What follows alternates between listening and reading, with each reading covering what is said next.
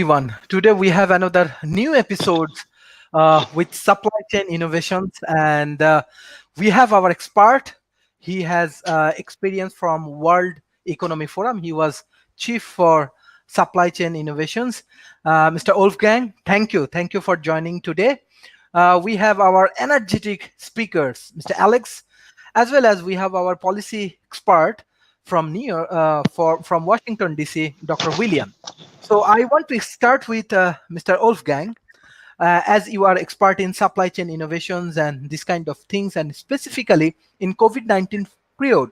I think most of the countries, specifically if we focus on the developing nation, those who have highly dependency on developed nations for different business and many more things, especially they have to export many things.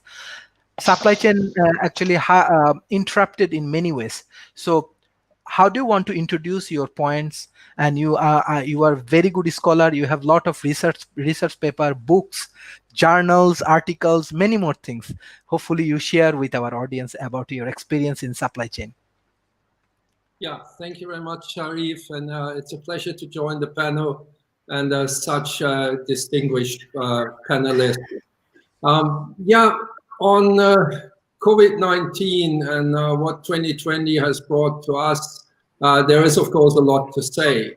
But to summarize it, from my perspective, 2020 was an accelerator of supply chain innovation. Who had thought that supply chain would be center stage of the world's discussion? And I think that has benefited the sector. On the one hand, it has motivated startups to develop new solutions and accelerate their efforts. And on the other hand, it has opened up the corporate world through more willingness to adopt new solutions. And this, on the one hand, because it was anyway overdue, on the other hand, because there was a sudden need to rethink operations and develop new solutions. Mm-hmm. Yes. Thank you, sir. Thank you, sir. Besides that, I have specific questions. Like, as you work for World Economic Forums, you are chief for their supply chains and this kind of thing, and this is very influential organizations. So, like, how this kind of organizations actually develop their corporate and governments and like academic relationships, how it works, because we have many youth. We are reaching millions of people in Asia Pacifics and Africa and many countries, more than 100 countries, and many of them has very interest about World Economic Forum. So you are in big position for them. So how do you want to share your experience, how it grow, how it works? Sharif, you well mentioned that I was the head of supply chain transport industries. I'm not anymore, so it's very difficult for me to speak on behalf of the World Economic Forum. And okay. I'm lacking also the insights to a certain extent. I'm still a part of several expert group in the World Economic Forum, but I can tell you that it's worth for every organization in the world now to reach out to, whether it's supply chain, but also health and other sectors, to international organization and see what they can offer as a platform for collaboration. Because what I have seen in many parts of the international organization world is that there is much more interest in working with other stakeholders, private sectors, government, etc., to advance the agenda. So that is probably the change. I also see much more activities, the broadening of activities, the centering around vaccine development, vaccine distribution, vaccinate people, and the entire health sector, just to mention one thing. Mm-hmm. Thank you, sir. Dr. William, so as you have a lot of experience to develop policy and this kind of things, how do you want to introduce specifically the supply chain innovations and the present situations, how it works? Okay, well, first, I know a number of our audience already understands what supply chain is, but I just want to take a step back just to kind of for those that are new, that are joining, just so that we have a basic understanding. When we talk about supply chain management, that's really, it can sound a little exotic and everything, but it's really how you manage the delivery of the supplies that you need to produce the goods that you need to sell. So, I mean, it's just a long line, and it's really simple. It's like, how do I take this raw product, say, cocoa beans, and ultimately turn it into the chocolate bar that you buy at the store or that you hand out on Halloween or whatever festive holidays. So, I mean, that's essentially what supply chain is. It's the examination of each and every single component that goes in that long line to take it from raw good to finished product sellable. Now, with that in mind, you can see that the idea and this discussional topic of supply chain management touches just about every single aspect of our lives. From anything from books to the headgear to eyewear to clothing, you name it, it all goes in, because obviously companies are trying to deliver that which we want. And the challenge is that we have consumers out there, global consumers, that want what they want, when they want, and how they want it. And nowadays, they want it highly personalized. And so the challenge for companies is the traditional methods of what they've been doing with regard to the chain of supplies in order to produce the final good. How do they make that faster? How do they make that more personalized? How do they deliver it more efficiently for their purposes? And how nowadays do we do it in a way that's more ecological friendly or follows ethical rules with regard to labor and those kinds of matters? So it's a really, really large challenge. However, so with that in mind, I'd like to pick up where it was just left off, and that's essentially with healthcare and this COVID-19. You're absolutely right, Wolfgang, that it has accelerated the entire process. And I was actually I learned that a couple of programs ago, because I'm not above learning on this program, that it was the acceleration of remote collaboration. Now, what does that necessarily mean for supply management? It means this, that when you start looking at everything else that needs, say, for example, just in the response to the COVID pandemic, what we just find is that we have to go pre-vaccine and then, pre-COVID and then post-COVID. Pre-COVID, there was a long lead-up time in order to develop a vaccine to any virus that was out there. People would study it. They would then, after they studied and figured out and came up with what they believed was a solution, then there was a separate train. It was more like a handoff in a relay race, where they would then figure out how to produce it and then move it along, and then they would figure out how to deliver it. So it was a three-part relay kind of system. What we found with the development of these various vaccines has been that rather than it being a relay race, it has been in conjunction with all the trains operating simultaneously side by side. And what that calls for is a different set of competencies, which is a platform of shared knowledge, shared processes, decision-making, and then shared support of the decision-making as you were going through the process at each stage to make sure you had everything else. And I would just simply say this, this is the point of order, and then I want to get off the stage and get to let some other people talk. And that is simply this, that what we have learned is that we can look at the drugs that have been approved so far. You've got Pfizer, and they went through their process.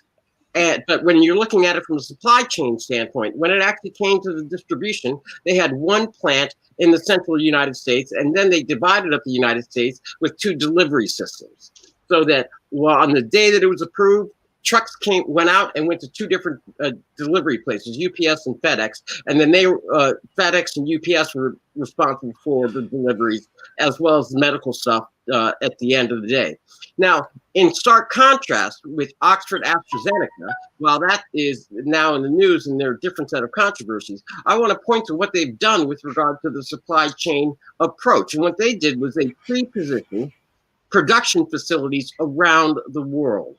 And so that once their vaccine was approved, if and when it was approved, they could then turn around and start to produce it in areas around the world. So they essentially, rather than having one production facility from which all the vaccines would be distributed and all that entails, Oxford AstraZeneca has essentially pre-positioned, pre-planned. In the military, they call it forward operating bases, or FOBs. But so that once they get the approval, they can then go in and produce it in country. And the reason why that is so significant is is twofold. First, they pre-positioned these plants in the developing nations, which we know now well, we are already beginning to see they are going to be the ones that are the most disadvantaged when it comes to the delivery of these vaccines. And so what Oxford has done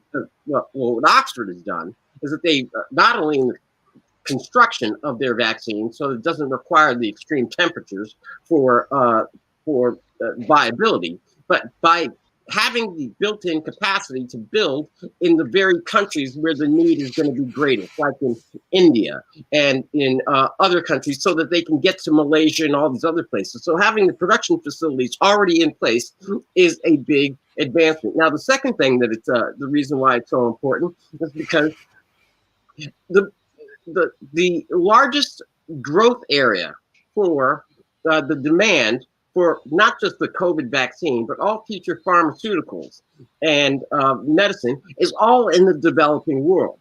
The developed nations already have their capacities built out, and they already have their supply chain operations. For them, it's a matter of modification and improvement. For the emerging nations, that's where the greatest need is going to come. That's where the demand is going to come from all of the drugs, the pharmaceuticals, this vaccine and any other vaccines, because the population is larger. And that's why figuring out the pre-position and forward operating bases, which is what Oxford has done, is one of the unique examples or benefits of COVID. But it could only have been done by what Wolfgang pointed out, which was the acceleration of remote collaboration and a very different approach. Sorry. Yes. Thank you, Dr. William. Professor Donalds, you have a lot of experience in the innovation industry, and we know for the supply chains actually many innovative things like automations, robotics engineering, many more things actually integrated with the supply chain systems. And what do you want to add specifically from the innovative industry? Well, right now in the world, one of the most absolute best at supply chain is Walmart, the company that people love to hate. And when the military actually redid the way that they did logistics based on Walmart was so successful that the military actually started copying them. It's an interesting thing, and I'm going to say this as a sidebar and then get back to what I'm saying. I looked up and did some research, and I found out that farmers markets actually pollute more by a lot per unit of food than Walmart does. And that's because Walmart has gotten so incredibly effective. And farmers markets, they drive diesel trucks, or they drive trucks, and they're extremely inefficient because they have to drive back and forth, and they drive around towns and things like that. So big for as far as environmental, it's the overall picture. And as Dr. William was saying, the supply chain is in some ways just bringing stuff from one place to another. What Walmart does, and Costco and a lot of places now, is they know through technology, RFID, other technology like that, they know where every single solitary thing they have is. So this fits into the whole thing about the Internet of Things. And and it also fits into artificial intelligence and deep learning, because people, if you know where everything is, you've got kind of a problem when you're the size of Walmart. That's a big data problem. They've got, and what they can do, and they do, is they say, okay, this particular store is almost out of X, and this particular store here has an abundance of X. It has more of it than it's going to sell right now. So instead of bringing and this store is a lot closer to the store that needs stuff than the where it gets made, from where it gets manufactured. So instead of us bringing stuff all the way to this store from a long distance, we're going to bring stuff from the closest store and that has too much, and we're going to bring it there. And so they're constantly distributing and redistributing everything that they have in such a way that the distance that it has to go and the cost, I mean, distance is, usually equal to cost, but that's what they're concerned about. The cheaper they can do it, the better. So they're doing that some with the vaccines too, because they've got a real issue with that because of the Pfizer vaccine has to be on dry ice all the time, and it's kind of a pain to deal with. But the other thing about supply chains I want to mention is they're mostly global these days. So if you want to make something or build something like semiconductors, you need rare earth elements, which are uncommon elements. And they've been mostly coming from China, though they exist in other places in the world. It's cheaper. China can get them, dig them out, and process them more cheaper than we can in the United States. There are areas in the United States that we're developing and trying so that we're not going to be dependent on it anymore. But if you go back to an economist called Ricardo, who lived about the same time as the American Revolution, he came up with this idea of what's called comparative advantage. And the idea is that some countries are going to be better at making things for various kinds of reasons. They have the resources, they have the history, the skills to make something. And it's better. It's like, you can think of it just in your life. Like, you're a software engineer. You make $100 an hour, right? And you need to mow your lawn.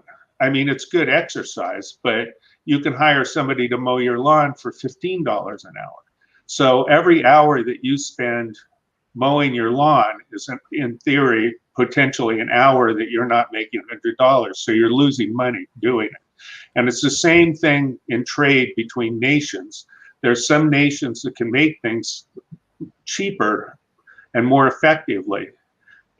And so to have a nation do something that they're not very good at, that costs some extra money, instead of buying it from somebody who is good at it and can make it cheaply, is unwise. This goes back, and that's one of the fundamental economic ideas about free trade. It goes back to Ricardo and the idea of comparative advantage. So we've been developing global supply chains where all of us are getting parts and pieces and things from all over the world. And just recently, with our hopefully soon leaving administration, he went to a lot of work to disrupt global supply chains. And the consequences, prices have gone up. That's just been chaos. And but that the same technology that I was talking about with Walmart, knowing where things are and being able to there's the other aspect to it is what happens when those supply chains are interrupted. So an example of that is in China was buying lots and lots and lots of soybeans from farmers in the US Midwest. And then Trump put a bunch of tariffs on Chinese goods. And so the Chinese retaliated by putting tariffs on soybeans. And then what happened then is soybeans became so expensive that they shifted their supply chain, the place where they got the soybeans, to Brazil and other countries, Argentina and other countries that could grow soybeans as well. I mean, that has ecological consequences, because in Brazil they have to chop down rainforests to have enough room to grow soybeans, and that's a problem there. But that's that's someplace where technology gets to be very important to be able to try and figure that out fast enough. Because if that gets cut off, the supply chain, any part of the supply chain, you can't make whatever it is you're trying to make. So you have to be able to have alternatives and be able to switch to the alternatives really quickly. And that's a place where we're, artificial intelligence, Internet of Things and stuff like that are helping, but also collaboration. You just have to know, you have to talk to people and know what's going on in the different parts of the world and the supply chain.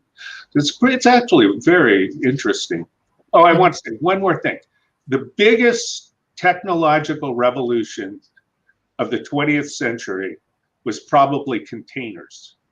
It's something that no one thinks about, but what it did is it standardized the way that you could ship products on railroad cars, and then you could take the container off and put it on and it became literally part of the truck, because the truck would, and then you did take them on the railroad car and then put them on ships. I have a friend who went to college to Marine Academy, and that's all he does now is load ships with computers. So thank you. Yes, thank you, Professor Donald. I directly want to ask Mr. Wolfgang, like as in the present situation, many places actually supply chain interrupted, as well as we are observing that vaccine also major issue right now, and managing this vaccine supply chain management and this kind of things also major challenges for many governments. Even they do not know how to maintain the global relationships. Even many more challenging situation actually happening right now. What is ultimately the solutions? What will happen specifically for this vaccine industry? Sir, you have to unmute yourself. First, I'm not in agreement that supply chain are in chaos and terribly disrupted. Because that has been the case. We were all starving and had not the life we enjoy, and factories would stop. There were disruptions. I believe most of the disruptions were caused by governmental decisions. As Professor Staney said, there was a story around tariff, right? A lot of that had been predictable. So let's move away from the assumption that supply chains are disrupted. I personally believe, and we see it again with Brexit, how many people have said that 1st of January will be a disaster? And I have said in an interview 3-4 weeks ago, it will all work out, because the supply chain industry is an industry of problem solvers. It's critical for every business. So the supply chain has the highest pressure. It has to make things work and help the company to deliver on its promise. So, and we see the same thing with the vaccine distribution. I believe that the supply chain works. I wouldn't blame UPS or FedEx that there are disruptions and on the vaccination side, right?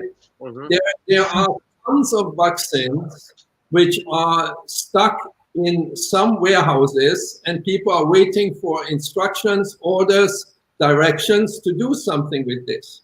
That is one issue. So the other thing is that we see that people don't want to be vaccinated. So the vaccine is there, but the problem is to get the people motivated to get vaccinated. There are issues in the healthcare sector to get organized. And this is very clear, because while supply chains are very used to deal with peaks, whether it's year-end peaks and Black Friday and single day and whatever peak may occur, hospitals are not, and the healthcare system is not. So that is the situation. the solution is the first thing we can do is better communicate and better collaborate. I believe there need to be more communication, more platforms to identify what the root cause of the problem is, and then to develop the solution jointly. I think what has also been said earlier by one of my fellow panelists is technology. But technology takes time. We have created a lot of awareness in 2020 that technology helps really to manage difficult situations. But this technology needs to be implemented, and partially it needs to be matured, needs to be selected. So there's a longer process. So the solution short term for me is more collaboration, more openness, more communication, and midterm it is the use of technology. And also in between, probably we should take time to really capture the benefit of that crisis and take the learnings for building more robust supply chains. Mm-hmm. Thank you, sir. Mr. Alex, you are actually a sustainability expert, and you have a lot of contributions in many sustainability related projects in USA and other countries. So what your observation, what's going on in terms of sustainability and supply chains innovations? Yeah. So first I want to say, well, good morning. It's around 7:30 a.m. right here. So supply chain innovations is directly related to the sustainable development goals, SDG, the 17 goals from the United Nations. It's number 12, or it's directly related to that.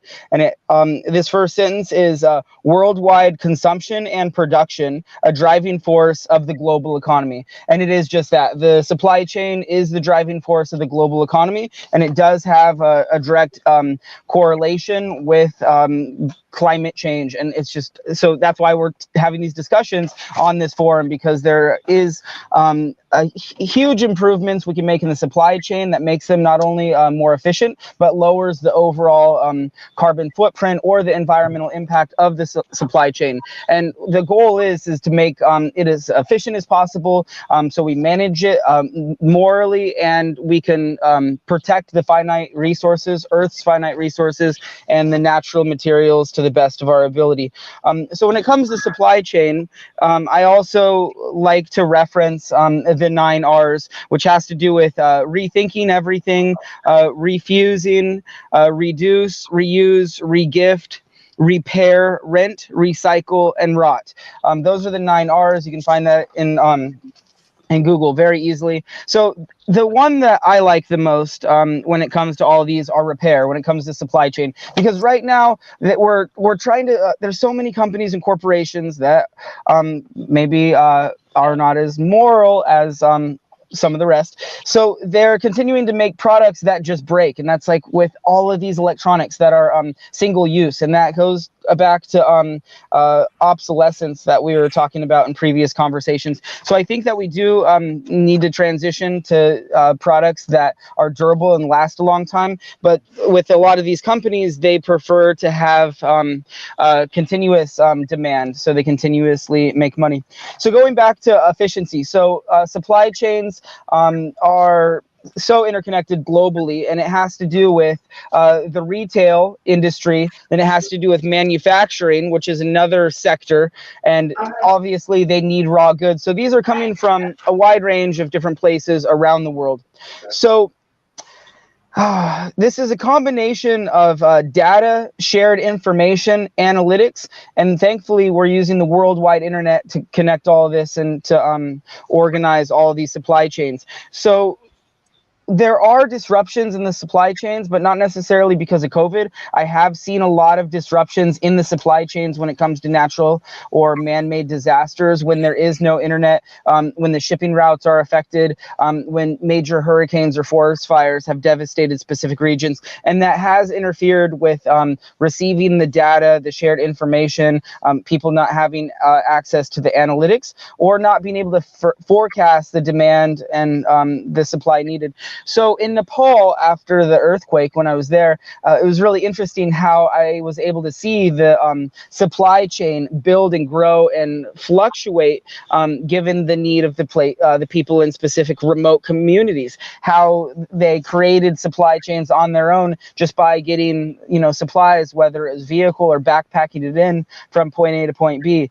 There are still a lot of remote regions around the world that are not dependent on the internet, that are more that are driving these supply chains just through out completely outside of the internet. So I think that's really interesting. So I did just want to mention that successful companies are adapting and they're creating their supply chains more strategically, and they're putting more focus and more emphasis on having a strategic supply chain and then analyzing the analytics. So I loved what Donald said about the containers, because I at one point owned a cargo shipping container that I turned into a tiny home, and they're so interesting how they revolutionized the supply chain, how they do, like Donald said, they can go from a boat or a shipping container boat and travel across the oceans, and then they could be loaded onto a train and transported that way, and then they could be loaded onto a truck and then moved off of a truck in the back of a business. And then it's just incredible how we designed these and how they're basically universal standard, how there's the 20-foot long cargo shipping containers and the 40-foot long cargo shipping containers.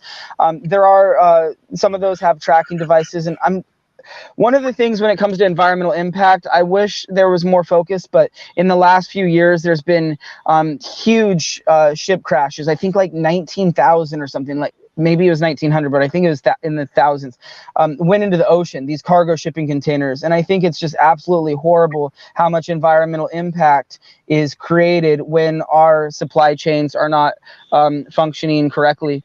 And at some point, I do think that it's important to just look at the ethical responsibilities of supply chains. Again, if it's recyclable, if it's renewable, where we're getting these, what is going on with the child labor in those areas, the working conditions, and just to make sure that we're doing this so we could all prosper, because that's the goal, right? That we all live a good life, we prosper, we secure a safe future for the future generations of the world. Thank you.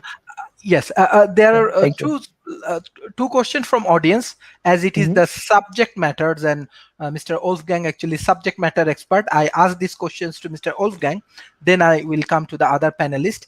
Abid Hassan, I think he want to know more about healthcare sustainability or green supply chain issues, and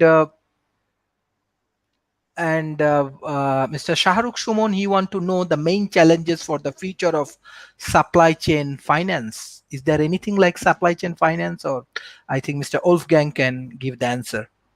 I give I think the question, I pass that on to Alex, because it's, I think, a matter of passion, although it's also a matter of passion on myself to talk about the green supply chains and what are the sustainable issues. Okay. I just make one point.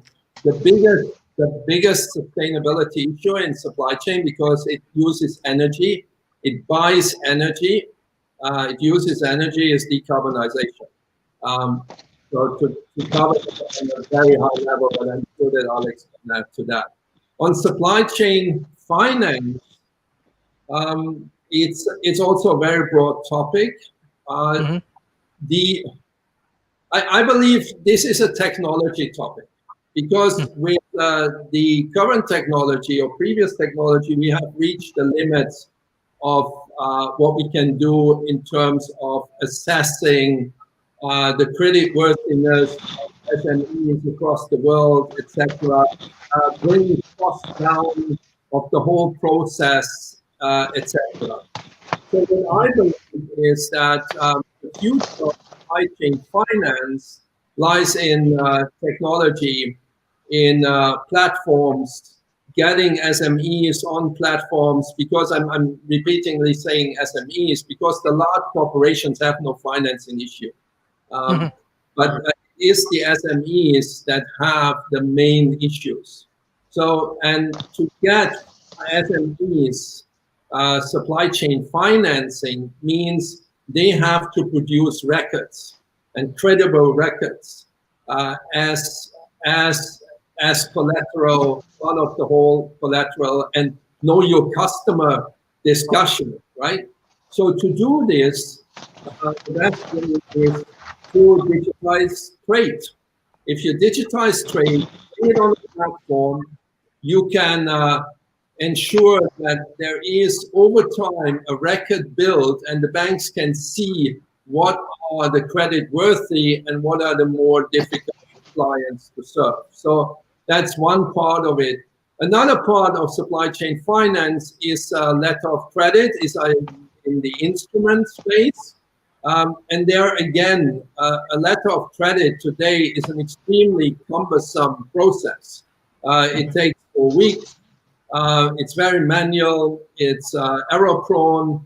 Again, if you use blockchain technology and the blockchain concept and make it a smart contract and connect it to IoT, which means that you get information firsthand from the container, which was mentioned before, the ship, the port, about the position of the goods, and also get a high certainty that the goods are in the container or the device that you're tracking, then you can bring costs significantly down, bring risk down, and accelerate the process. Today, a digital letter of credit can be executed within a day or 2 or 3 or 4 and not within 4 weeks. Thank you, sir. Dr. William. Yes. Yes, how do you want to analyze this point, especially the major challenges in the future in supply chains? Well, and well, first I'm gonna take a cue from Wolfgang and defer the finance question to him as he deferred the sustainable question over to Alex. So don't mind me on that one. Actually, what I did want to talk about a little bit further is this notion of how it's going to affect the pharmaceutical industry. And that's really key because it's going to lead to the second point that I kind of generally want to make when it comes to some of the issues that were raised by Professor Donald and Wolfgang and Alex. And first, what we're seeing and what COVID has taught us is this additional thing is that we're going to see in the future more go-to-market pharmaceutical solutions for various problems so that vaccines, drugs, or treatments will be designed to go directly to market without necessarily going through intermediaries or that process. And so that raises this for the logistics challenge. And Wolfgang, you're absolutely correct. As I don't need to tell you that the issue becomes the technology that you're putting in, and so that raises the question, essentially, not necessarily which technologies will be demanded, but it's rather the skill sets and the competencies that the particular supply chain demand process will need. So, for example, there's going to be a difference between delivering a Twinkie to the market versus delivering, a COVID-19 vaccine to the market. There's going to be a difference in the delivery of a product within the United States here, at least for me domestically, rather than internationally, say from, Britain to India, or India to Malaysia, or China to Africa to, over to Egypt. I mean, all those things are wildly different. And I think it's at a larger point, and these are the various kinds of differences in the skill sets and competencies that you might need. In certain circumstances, it may emphasize this notion of knowledge transfer, which you guys were talking about, which is, the transparency aspect for purposes of finance and loans and that area. It could be the transfer of knowledge with regard to actually locating with RFIDs particular products and where they are, and or the supplies coming in, so that you can have what they call just-in-time logistical management. so that you get the product just when you need it, so that you're not facing this having the cost of warehousing things. So there's also upscaling. That is to say that if depending on the demand, if the demand is small at first, you're obviously going to have a smaller operation. But if the demand certainly, or for whatever the product is, say a vaccine, is global, then you've got to be able to upscale it, which is one of the things that Oxford was thinking about when they pre-planned places in various countries, pre-positioned forward operating bases. And then this is a little tougher, and it's a bigger challenge for people in the supply chain industry. But moving forward, you really have to kind of see if you can identify disruptions, like where the next conflict is going to be. So, for example, 4 years ago, nobody really believed that the tariff war started by the Trump administration was going to be of the size, the scope, and nature, and as volatile as it's been. At any given point in time during the past 4 years, we didn't know if soybeans were going to be on the exempt list or if they were indeed banned and how long they were going to be banned. We didn't know if aluminum was going to be subject to a tariff coming in from Canada, but it was all, and whether or not they were going to be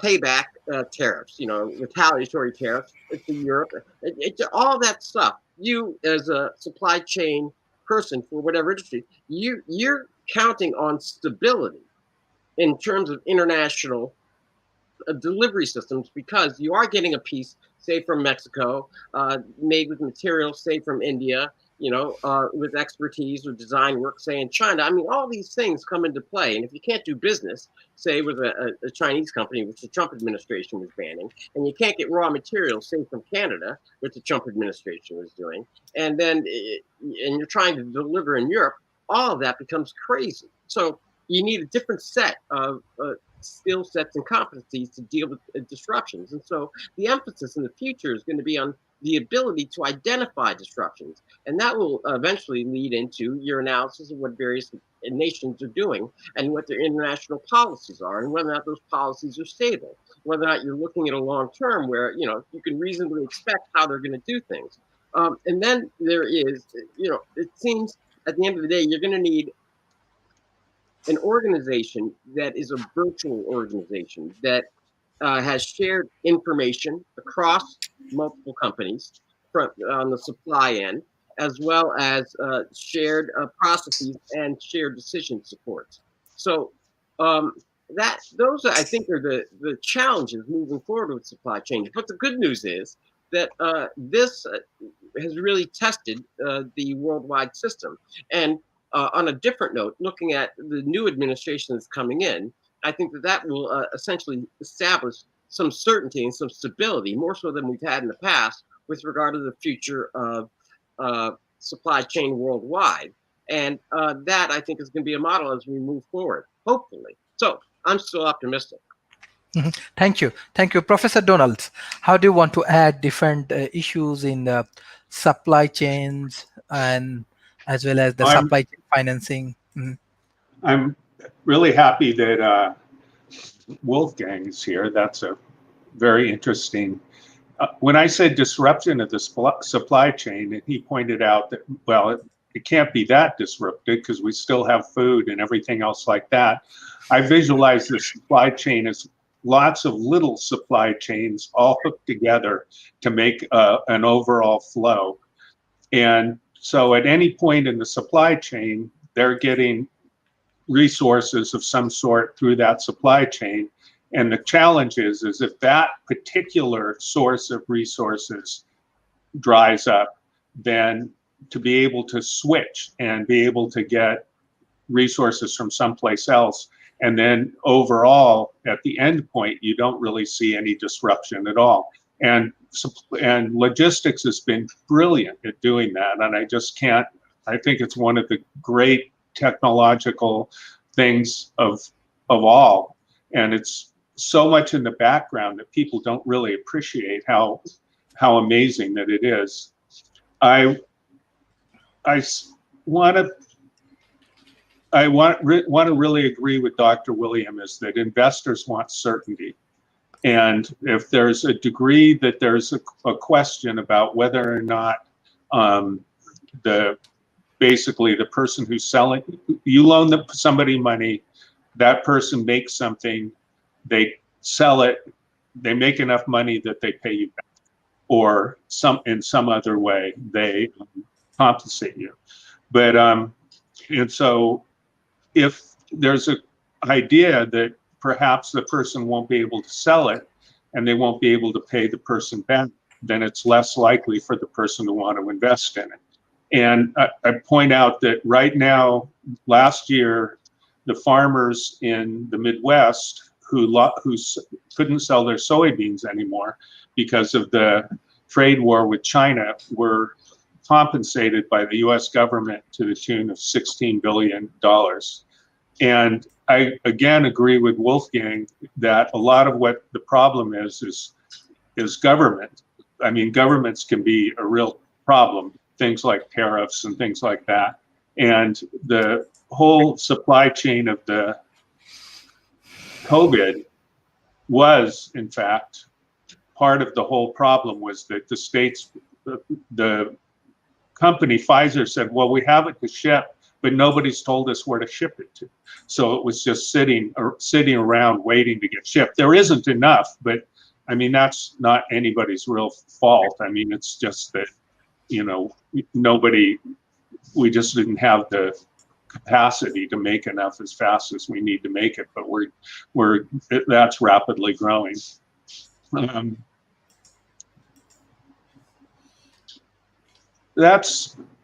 just kind of wanted to oh yeah, there was one other thing that I wanted to say. Right now, there's this whole thing that's going on globally, and it's been a big problem in the United States, is strong nationalistic tendencies.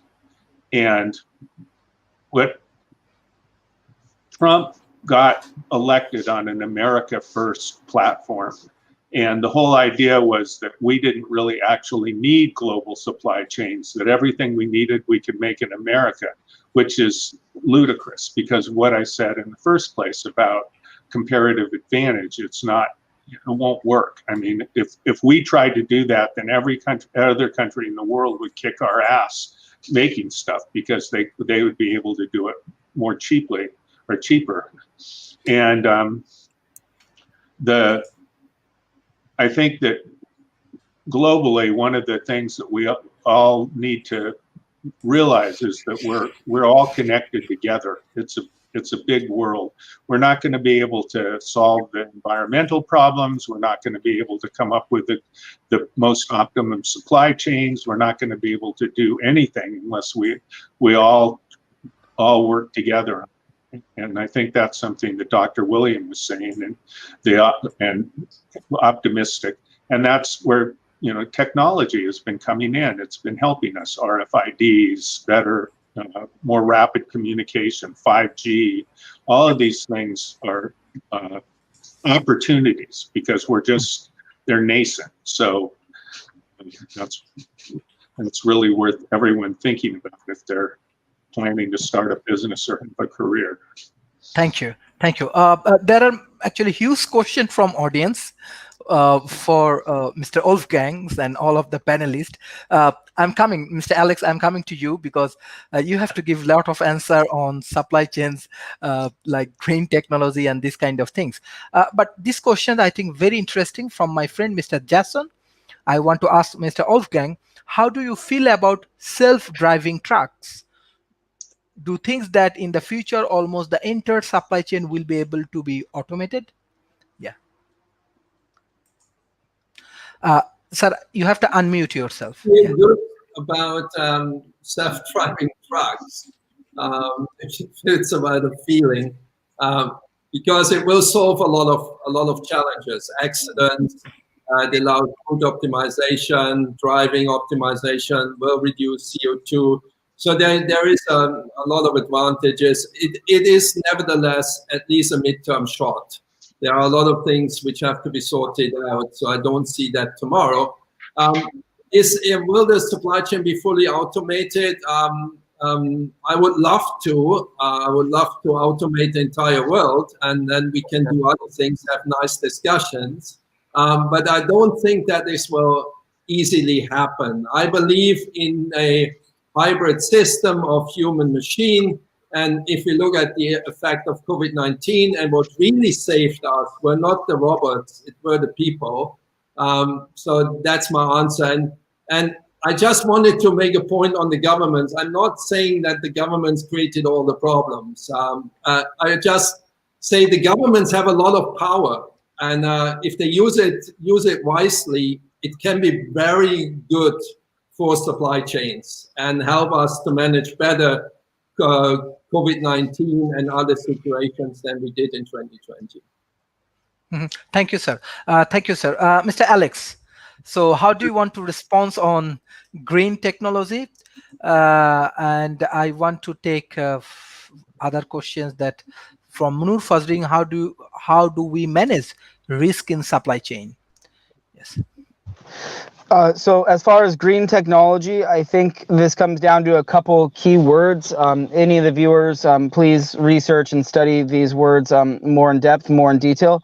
So life cycle impact or life cycle impacts. That's the overall impact of a specific product. You could look at the overall supply chain. So everything that we create, everything that we make, everything that we mine has some sort of environmental impact and carbon footprint. Some of this stuff has a huge environmental impact. So the more efficient our supply chains become, the lower the overall environmental impact. So there's ways that we can do things that have beneficial consequences to the environment. There's just we've done things wrong, obviously, because we've been extracting Earth's resources beyond their capability to recharge. So life cycle impacts is a really wonderful word that you can research and do more studying regarding that, because we need to pay attention to our carbon footprint. So circular economy is also important. That's another really good keyword search. Circular economy, it looks at the overall it's kind of like the recycle, reuse, reduce, and all of that. So a circular economy, if we transitioned to a circular economy, collectively, we would be reducing our environmental impact, and it would just go towards helping solve climate change. So when it comes to disruptions, because I've heard 2 of the disruptions so far, but I haven't heard all 3 of them. So everyone knows that we're in a pandemic. Yes, it has caused some supply disruptions in different places, but not as severe as it could have or had the ability to, because we've been resilient, we've adapted, we've looked at the data, we've seen the fluctuations, we've problem solved like people do in logistics and with the supply chain. So we've found solutions. There were some toilet paper disruptions, and that had to do with a wide range of, the labeling and the different types and the variety and everything else, and other disruptions that we saw, but we've been pretty resilient. Another major thing that caused disruptions in the supply chain, like Donald kind of mentioned when he mentioned the nationalists, is the Black Lives BLM, Black Lives Matter movement. So that was a global movement that did cause slight disruptions in the supply chain in different places around the world, because there was the rioting, the protesting, certain areas you couldn't even go into. Some people just didn't go to work. It just caused disruptions. So I just mentioned the pandemic, the BLM movement. And there's one more thing, climate. So climate and climate change, weather-related anomalies, has caused major disruptions in the supply chain, and it will continue to cause major disruptions. So with forecasting those disruptions or those potential disruptions, we could be more resilient. And again, like Donald was saying, the United States can't just close our borders, and we can't build everything here in America. We are dependent on supplies, because if one country is experiencing global heat waves and food shortages, our supply chain will help that. Or if we see major earthquakes, or which are not man-made, or anthropogenic caused climate-related superstorms because of increase in ocean temperatures that disrupt entire areas. So that's one of the benefits of us being so interconnected and having access to supplies globally. So we do need to find ways to adapt. Now, some of the major ones that I just wrote down is I've covered a wide range of disasters around the world. No electricity is a huge problem. It's like if you don't have electricity, you don't have internet. How do you get goods to where they need to go if you don't have electricity and internet? So sometimes, that does cause major issues in getting supplies areas. The major aid organizations that do work on logistics, they try to solve those in a variety of ways. So there's also, with floods, there's no roads, there's no train lines. So that also causes major disruptions getting goods into areas. And depending on if it's a hurricane or a major superstorm, there's also no flights. So again, no electricity, no internet, no roads, flights, no trains. Those cause major disruptions when it comes to climate-related disasters, and will continue in the future. I actually want to say how incredible Japan's been with continuing to produce things in their country when they're continuing to go through so many catastrophic disasters. I don't understand how they've been so resilient. I do want to mention Donald covered Walmart and how efficient their supply chain is, and how the military has tried to duplicate a portion of their supply chain or look at their platform. But as other major corporations and companies, they also have an extremely successful and efficient supply chain, such as IKEA, Amazon, Costco, and then Tesla was having some disruptions with the Trump administration, so that's why he was choosing where to put his facilities. So if you want to know how to do a build or create an efficient supply chain, I think also looking at Walmart, IKEA, Amazon, Costco, some of those major corporations. When it comes to tracking things, we used to have the stock keeping units, the SKUs and the barcodes. Now we are incorporating those RFID, and those watching, it's basically a tracking device, so you can track where shipments go. And I wanted to mention, we haven't talked about drones and how that could possibly help in the future with distribution of certain supplies. I don't know the name of this, but it's something that they're now creating. It's like a little unit that has wheels that ships stuff, Amazon. So I think we might start seeing more of those when it has to do with supply chain. And as I mentioned in the previous episode, we're also seeing the robots incorporated in warehouse and transporting stuff through warehouses, how they lift up the packages. And IKEA actually has one of the largest warehouses in the world, that everything's automated, everything's digital. There's no person going in with a forklift moving stuff around. So that's really interesting. And then we haven't really talked much about labeling and transparency and how that helps with supply chain management, and also us knowing what we're getting, where it came from, because I don't feel comfortable buying a product that was grown in one part of the world, shipped to another part of the world for packaging and processing, and then sent back to another part of the world or where I'm located for me to purchase. So I think having transparency and correct labeling where certain products are produced would allow the consumer to vote with their money better and to be more ecological and buy stuff that's closer to my region. And then earlier, Dr. William mentioned the market. So there are companies that are forecasting major markets, and they build their facility, their business, or their supply chain next to those major markets to help reduce the shipment distance. And then that's something else that we can see. That's another innovation, is just like, if you're going to have a major market in one area, yeah, just start have your warehouse at that location, or your manufacturing. So those are some things that I want to add to this conversation. Okay, thank you. There are actually huge questions from audience for Mr. Wolfgang. Beside that, we have our other panelists, they will contribute. So Dr. William, like what's new? Even I think from our audience, they want to know these things. What's new you want to add for the supply chains management in 21st century? What you're in like want to see in the futures? And Mahadi, his question is that how can a company prevent the supply chain attract? So there are many questions. I know that our audience, they are just trying to learning from our discussions. And already we are distributing a lot of school, college, and universities. So many students are coming and joining in World Talent Economy forums, and they are trying to learn. So if you analyze from your point of view. Yeah. Okay, but sure. What I'd like to do, though, Dr. Sharif, is I'd like to hear from you, your thoughts on some of these subjects first, and then I'll certainly pick up on some of the audience questions. But you haven't chimed in yet, though. Okay. Okay. Yes, I will add something because like Mr. Wolfgang is really busy, so I want to come up with some valuable things, and he is a really expert. He has a lot of contributions in supply chains, so I love to learn even from Mr. Wolfgang.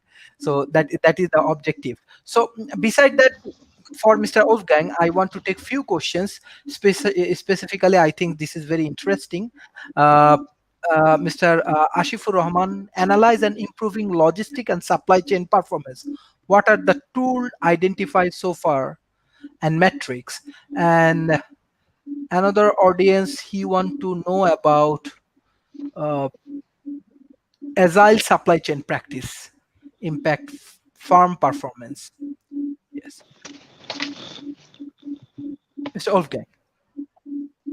Yeah, very, very short answers. It's a lot about, again, it's a lot about technology. Agile supply chain means that you know where your things are, you know where your suppliers stand, you know what your factories produce. You have a diversified platform. That's what Donald said, what William said. So you can swiftly switch production out of China into India, from India into Mexico, from Mexico into the US, depending on where the capacities are. So that's agility. It's the foundation is visibility, which is created through the integration of different systems and the use of IoT devices, paired with big data capabilities and the use of machine learning, of artificial intelligence, to know where is something coming up, from a hurricane to a strike to a pandemic, etc. So that's on the agility. So what the question is performance? It's the same.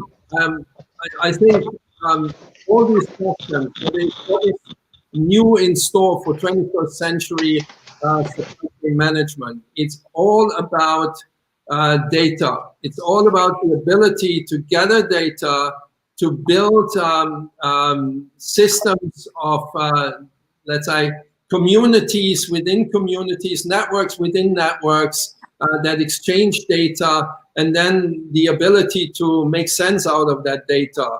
And the new technology allows you to do that, and it allows you also to collectively take decisions. So you make your analysis at a central place, then you push the information, and everybody who is able and willing and competent to comment can comment.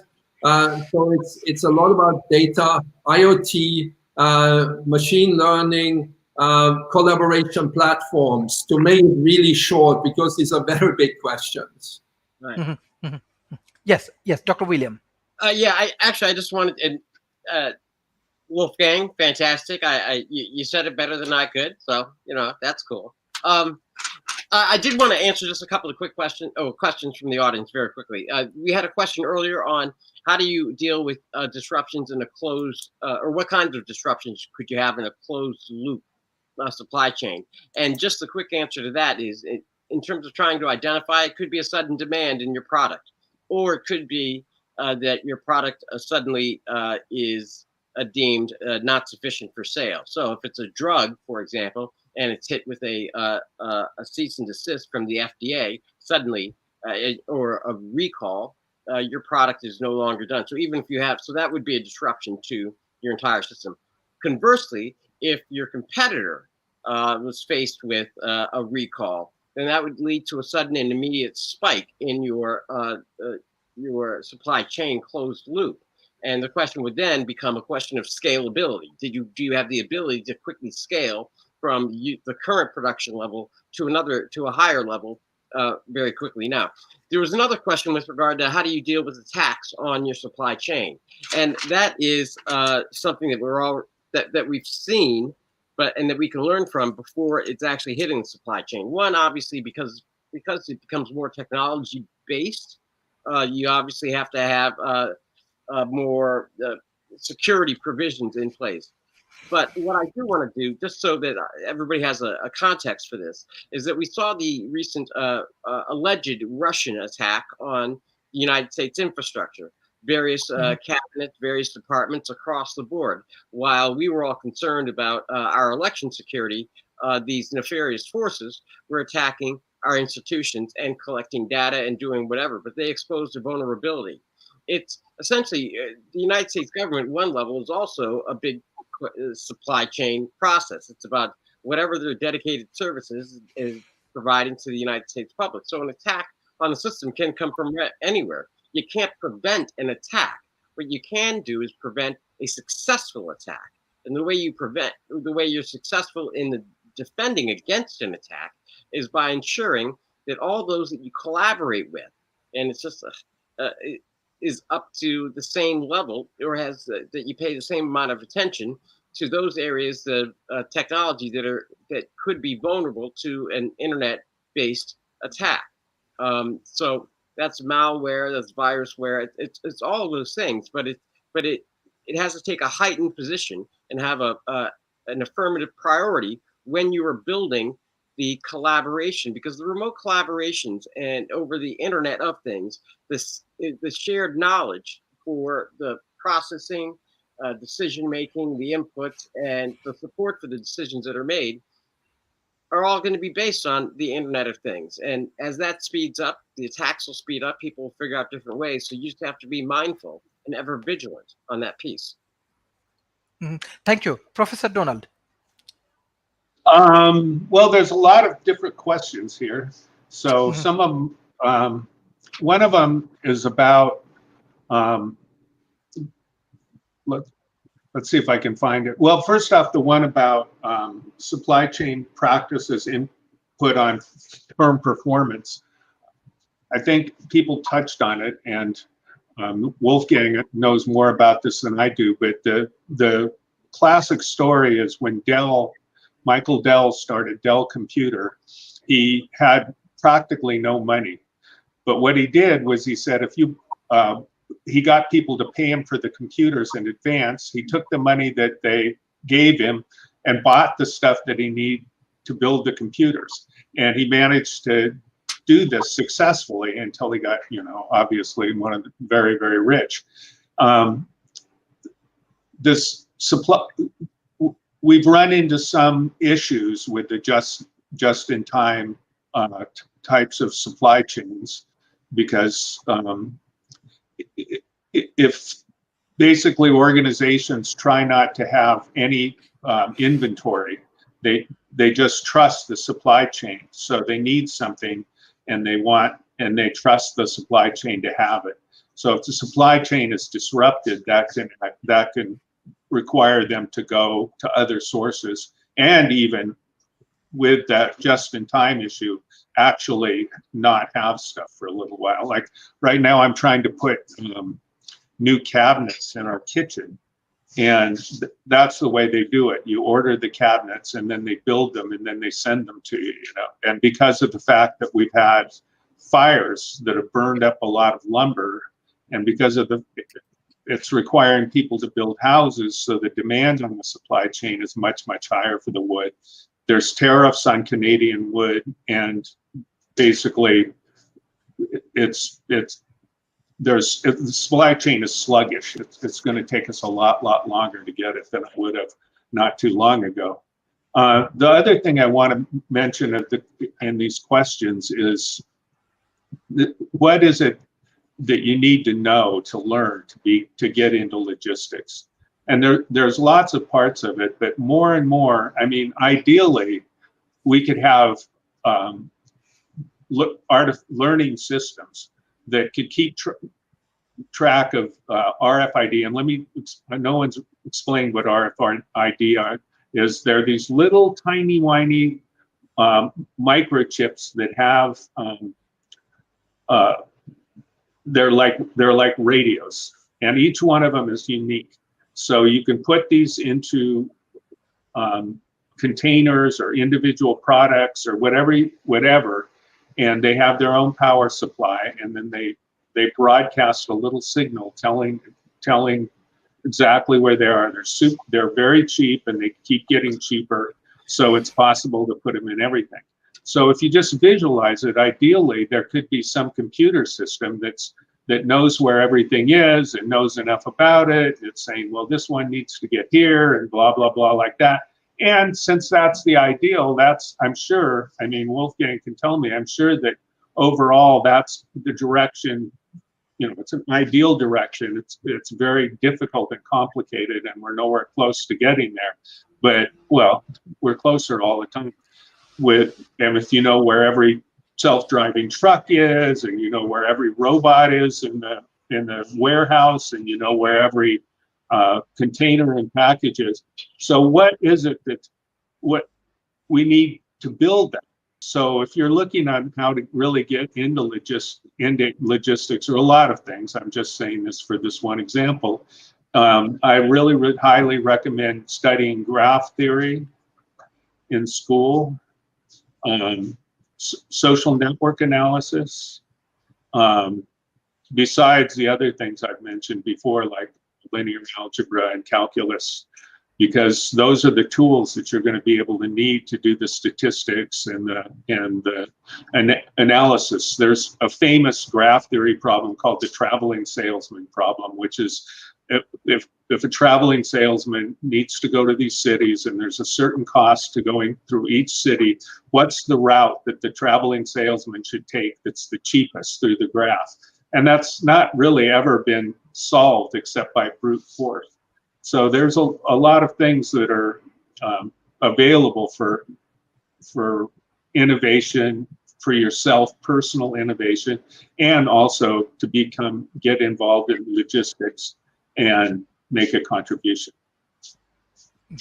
Okay. Thank you, sir. I want to take last questions for Mr. Wolfgang, and directly I want to go for the concluding remarks because Mr. Wolfgang is very busy, and thank you for joining today's sessions. And I want to give special thanks to all of our audience, those who come up with a lot of questions, and our speakers. His question is that, can you please describe your experience with both downstream and upstream supply chains? And there is another question: what are the effective countermeasures to reduce or eliminate amplification effect in service supply chain? Yes, Mr. Wolfgang, what area you want to cover? Then we need your concluding remarks for today. We need your What from my experience, I'm just thinking how I have to read my experience with roles upstream and downstream. Yeah, I'm a practitioner in logistics and transport. So if it's my experience, then downstream, that means last mile operation in postal, which is very important for B2C deliveries. Still believe that in most parts of the world, posts are well positioned to take that business. It's of course also very important for parcel and express operators. So that's downstream. I did research on downstream. So to explain what the downstream is the closer end to the customer. So I did research on retail, and I'm dealing with e-commerce companies, which is also for me downstream. So, and when it comes to upstream, which is more about the manufacturing and the supply end, then I have done work on distributed manufacturing, which we also haven't spoken about, which is a lot about 3D printing, robotics, being able, in fact, these are the enablers to bring manufacturing closer to the markets.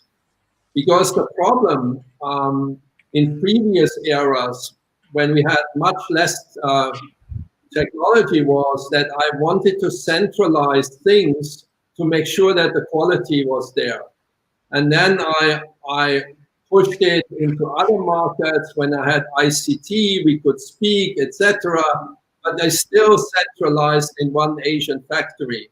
But with robots, a robot doesn't care whether it stands in Malaysia or in Brazil or in the United States. And thanks to IoT, to cloud, to data analytics, I can do a lot. So my experience there is in that field.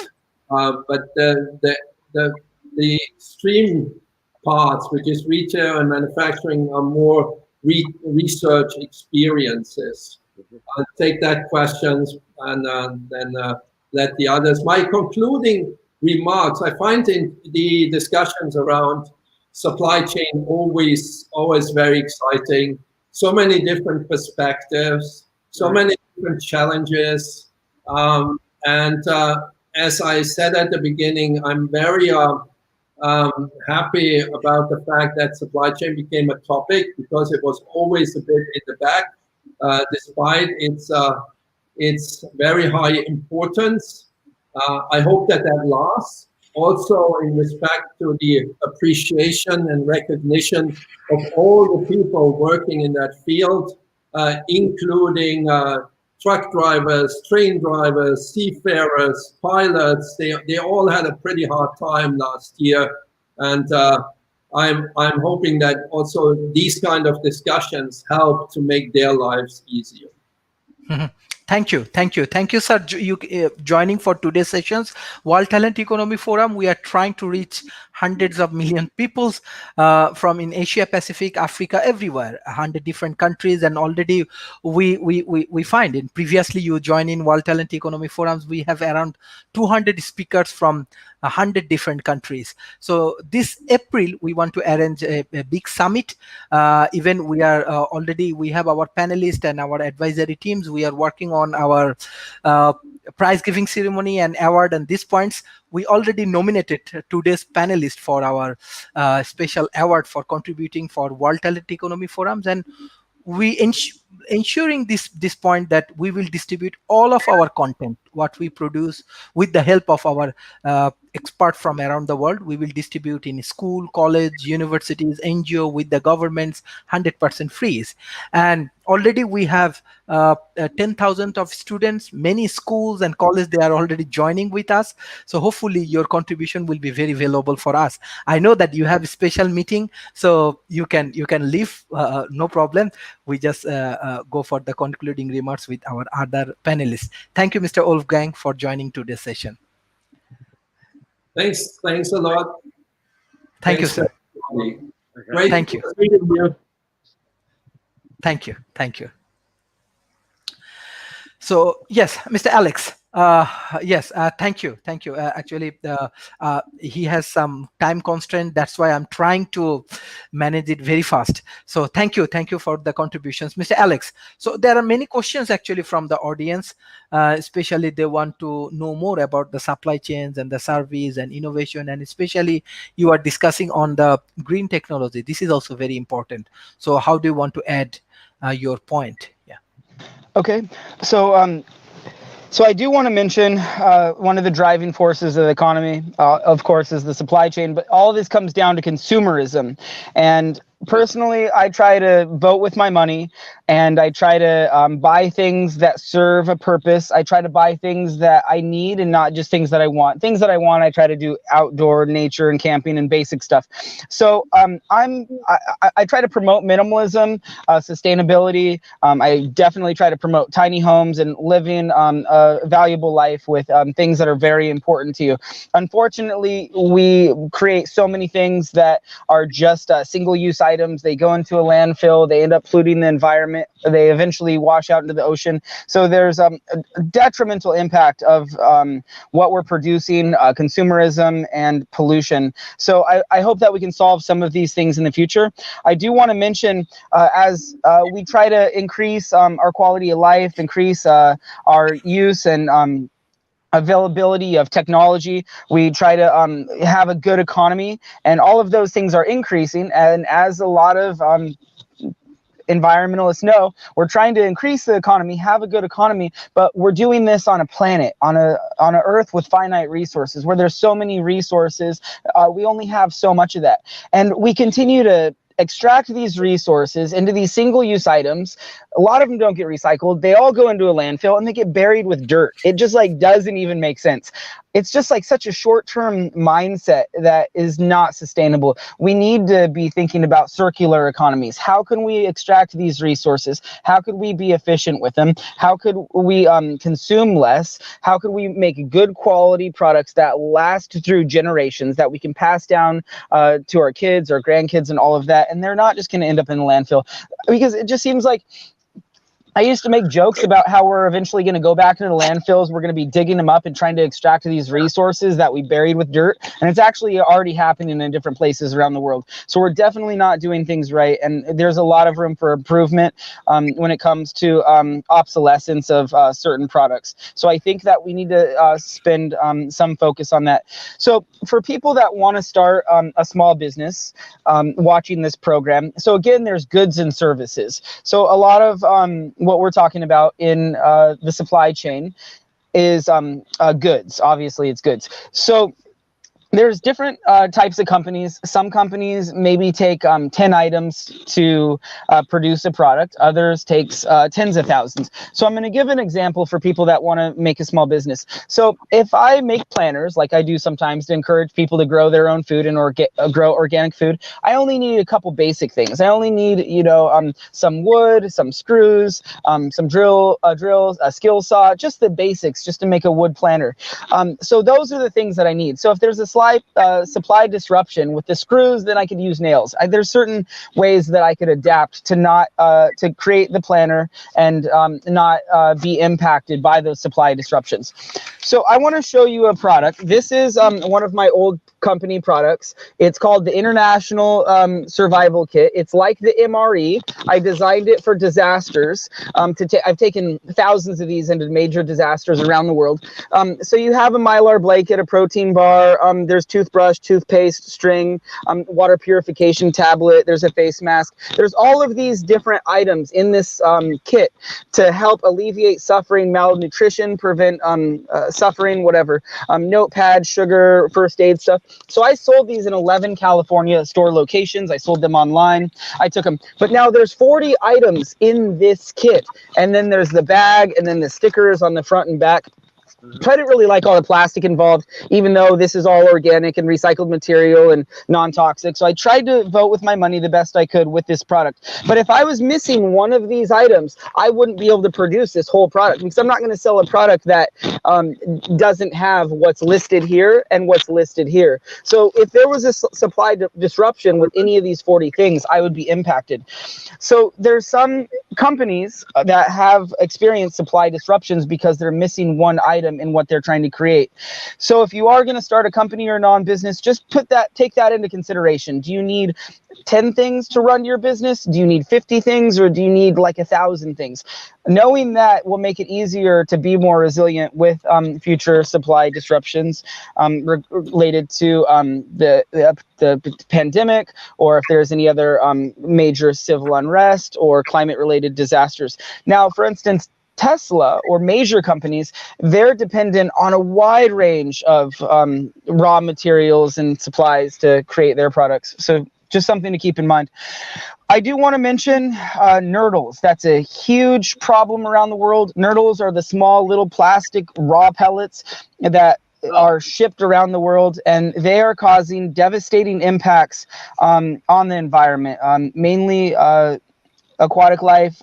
These cargo shipping containers filled with these nurdles, these microplastics, spill over off ships and vessels all the time, and then they circle around the earth. They go, animals eat them, fish, and it eventually works its way up through the food chain, and we eat them, and that's why it's estimated that we eat, a credit card or two worth of plastic every single day. So nurdles, I think we need to spend more time regulating who has those, where they're being shipped, to avoid any future spills of that. So I do think that we need to focus more attention on recycling, and because we're not doing enough when it comes to the major challenges.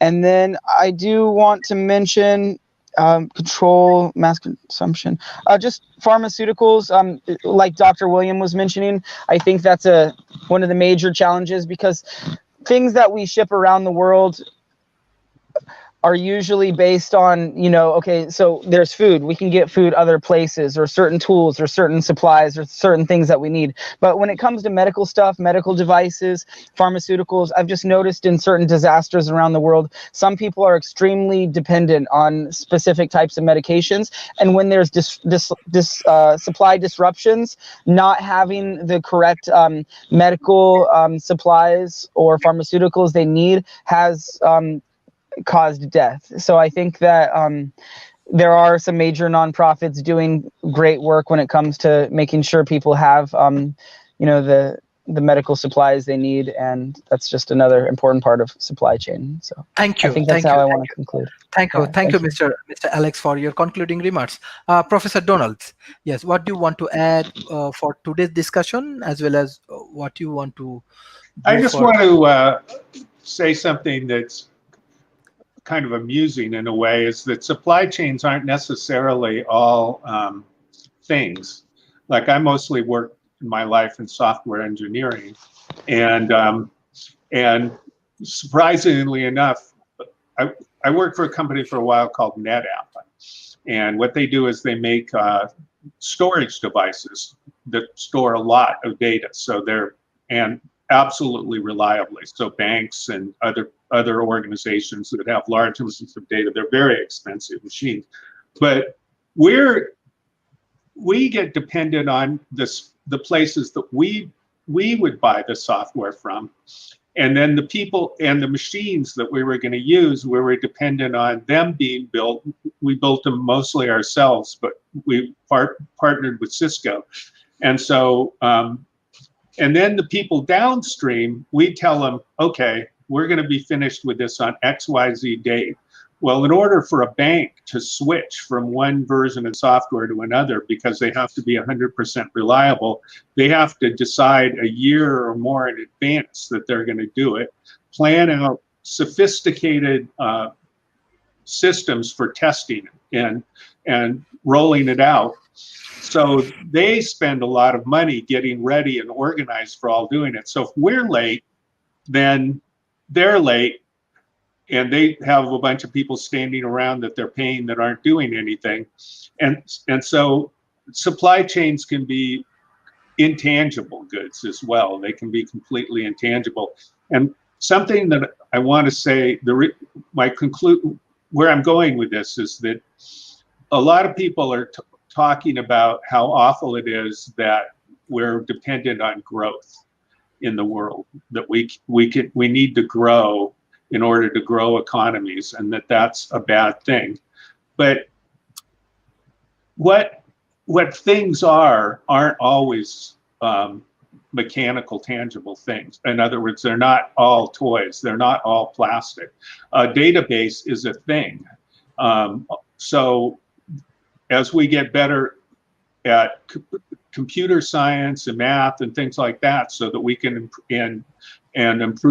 we can improve logistics that way, and we can improve things that way, and that adds value. And I think that as long as human beings want something so that they can have a better life, as long as that's happening, there's going to be somebody who can start a business to provide that. And many of the things that are valuable are intangible, and they don't require resources out of the earth or create pollution. So think about that. Mm-hmm. Thank you. Thank you. Before I go to Dr. William for the concluding remarks, as you asked me, some of my perceptions, like example, I want to share few of my experience, example, country like Bangladesh, India, and other countries.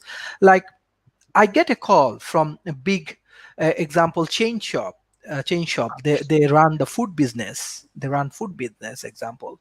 So like last 40 years they are developing their business, even though they introduce a Pizza Hut and McD, this kind of things in Bangladesh and India and this kind of countries, in Nepal. And so fact is that, like, when they introduce even this business, even after 40 years of they are one of the biggest corporations, but they find that Still they have a problem in between the supply chains, because of the farmers. They do not get enough price because of the supply chain problems. On the other hand, consumer has to pay a lot of money. Even they have to pay 2 times more price and this kind of thing. This is because of the problem of supply chains. So that's why they asked me that what will be the initiative we can do. I said that definitely the problem is supply chains, and if you can develop a supply chains, then how big your industry, you can save billions of dollars, and you can make introduce it with the farmers with these things, and they are very happy with that. And this company right now, they are working on developing the supply chains things. We I am also helping them. Even this is the request to the all of the panelists, that those who have the expertise, those who want to contribute through World Talent Economy Forum, there is a chance they can introduce. uh, Even the interesting point of view is that, like, in this COVID situation, we introduce, I told you this, from Malaysia to California, this driverless car, as well as we have a strong ecosystem. So issue is that we need to be more focused on supply chain. I think there are a lot of things we can improve. Even example, yes, there are many big companies, many big things, but I think 90% of the economy actually going through by the small medium enterprise, the small business, and this kind of things. If we can save the farmer, if we can save the farmer, developing nation, not like USA, not like Europe, not like even Australia or Singapore. They are different. There are many middlemen, and middlemen actually ultimately getting all of the profit from these things. Farmer do not get enough money. On the other hand, like the consumer, they have to pay more. So in that situations, that is the ultimately beauty of this kind of discussions. We will introduce to these things to the different think tank, different corporations, and other things. They will find out the solutions. Farmer will be benefited through this process. A consumer will be benefited through this process. And this is not one, two, and three people. This is millions and million peoples. Million and million people. So that is actually objective. This is the things always I do focus on more subject matters every day. Like five days a week we come up with a different topic, because it's based on problem. This based on problem, what we are discussing about energy, smart city, healthcare system, supply chains, education system, whatever it is, there are many problems. So we can solve. Yes, we need policy expert like you. We need innovative professor like Professor Donalds. We need energetic contributor like Mr. Alex, and we need subject matter expert like Wolfgang. So Mr. Wolfgang. So that is the objective, that how we can make a very effective ecosystem, and from the ecosystem everybody will be benefited. That is our objective. That's why this kind of discussion is important. Besides that, we have to be very much action oriented. So this year we have lot of jobs. This year we have lot of plan we have to execute. We have to execute academy, we have to execute seminar, conference, and different kind of projects, how we can execute. So that is the things I request all of our audience as well as our speakers. We need both all of your support, and we have to move fast. That is our objective. So that is actually the practical things we are trying to do. So hopefully it will be this discussion, not only be the discussions, we want to make it meaningful. I ensure how our farmer will be benefited, how our consumer will be benefited. That is the things, not only discussion, we want to take actions. So thank you for joining today. So I directly want to go for the concluding remarks for today, Dr. William. Oh, okay. Well, thank you, Dr. Sharif. Alex, Donald, as always, it's a joy to be here. And today I learned about Nerdle. One thing about that, though, just for the audience's assistance, there was a program on 60 Minutes this past Sunday, and it is all about the effects and what's been going on with plastic in the water and how it's been into the oceans and then becoming minute particles that we can't see and then being incorporated into the food, the foods that we eventually eat, food cycle all the way up. So I didn't realize it was a credit card a day, but it seems some people who are in debt might need to eat their credit cards. But don't mind me, that's just an observation. Listen, I generally think this. I think that for emerging nations, as they look at whatever businesses that they're developing, whether it's harnessing of their natural resources, their human capital, anything, any good or service that they are looking at, I think that for purposes of the supply chain and modeling for the future, they would be well advised to create a system that highlights these things. At first, they understand that they put together a virtual organization, and that includes the remote collaboration from disparate parts of the world, but amongst Company A and Company B, so that Company A can easily interact with Company B. So Company A might be the supplier, Company B might be the distributor, or vice versa, or some other segment, but there should be a seamless transition across all of these organizations from the beginning of the raw product or good or service idea or whatever it is that is the subject matter across each stage of its development until final delivery to the customer. And that's essentially going to require shared information, shared processes, because at a basic level, the bolt I use has got to fit, whatever product you're using. I've got to be able to screw it on. We have to understand that all of these things have to be the same. And it's not unlike the idea of light bulbs. I mean, there's a standard socket for the most part, and you can go anywhere and you can have faith that you can buy a bulb of whatever nature and it'll fit in the socket. So that's what they mean by shared processes. And then it's a shared decision support. So once a decision is made, then it's consistent all the way through with regard to how each part of the supply chain supports the decisions about that are being made in terms of the transformation of the product from raw to completed good and service and or delivery. I do want just to take a moment and talk about the other panelists have highlighted it, and that's the issue of the delays. Now we talk about delays and possibly, in our own lives when we don't get our package when we expect to get our package, or we can't track it through a thing online or whatever, and certainly those are areas of frustration. But I think that the best example to highlight the importance of even these modifications or innovations for supply chain is simply this.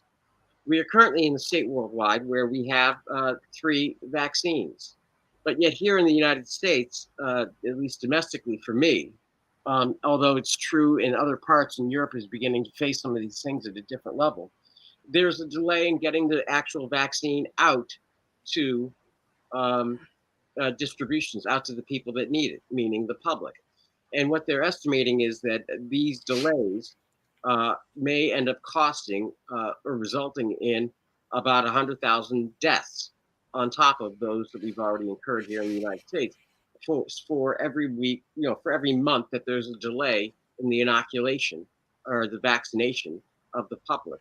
And so that's a very real thing. So when you talk about, and we highlight that vaccines are in warehouses and that it's a structural thing because they don't know where to send them, that's a very real issue.